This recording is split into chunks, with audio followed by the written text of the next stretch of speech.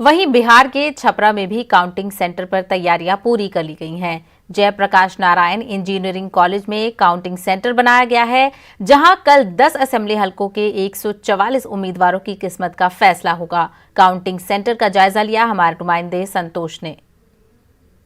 में मतगणना शुरू होने में अब कुछ ही घंटे से बचे हैं और लोगों की सांसें थमती नजर आ रही है, क्योंकि कल सुबह जब मतगणना शुरू होगा तो यहाँ 144 प्रत्याशियों के भाग्य का फैसला होगा। कुल 10 विधानसभा क्षेत्र के ये 144 प्रत्याशी जिनके भाग्य का फैसला होना है। हम अभी दिखाना चाहेंगे, हम खड़े हैं काउंटिंग सेंटर जो जयप्रकाश नारायण इंजीनियरिंग कॉलेज में बनाया गया है। वही काउंटिंग सेंटर जहाँ देख सकते हैं फिलहाल सुरक्षाकर्मी मौजूद है। हालांकि अभी तैयारियां चल रही है, शाम तक यहाँ पूरी व्यवस्था है चाक चौबंद कर ली जाएगी। ये जो व्यवस्था है ये बनाई गई, यहाँ पे इंटरनेट ब्रॉडबैंड की व्यवस्था की गई है, चूँकि पहले जो सूचनाएं आएगी वो यहीं पर आएगी। मीडिया के लोगों के बैठने की व्यवस्था यहीं पर की गई है। ईवीएम की निगरानी है हम लोगों का, बिल्कुल उसकी सुरक्षा के लिए अंदर सीआईएसएफ, अंदर में सीआईएसएफ है, बाहर में हम लोग जिला पुलिस के लोग हैं। अभी तो फिलहाल स्थिति पूरी तरह से बिल्कुल सुरक्षा यहाँ दिख रहा है, परिंदा भी पर नहीं मार रहा है। बिल्कुल कुछ तो बहुत अच्छी सुरक्षा व्यवस्था यहाँ पे है।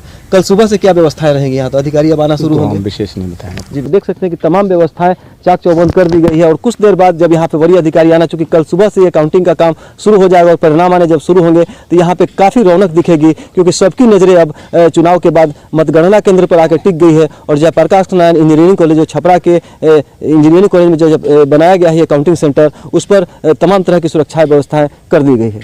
संतोष गुप्ता, न्यूज़ 18 छपरा।